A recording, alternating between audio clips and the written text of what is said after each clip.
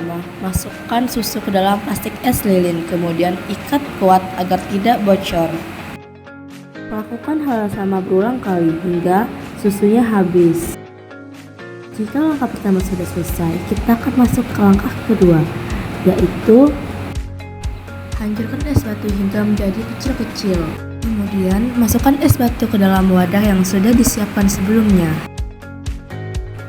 Setelah semua es batu dimasukkan ke dalam wadah, langkah selanjutnya kita tambahkan 1 bungkus garam kasar secara bertahap. Langkah terakhir, masukkan semua susu yang sudah dibungkus sebelumnya ke dalam wadah yang sudah berisi es batu dan garam kasar.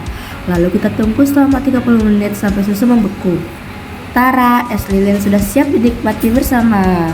Thank you, everyone. Thank you, Elmo. Boom.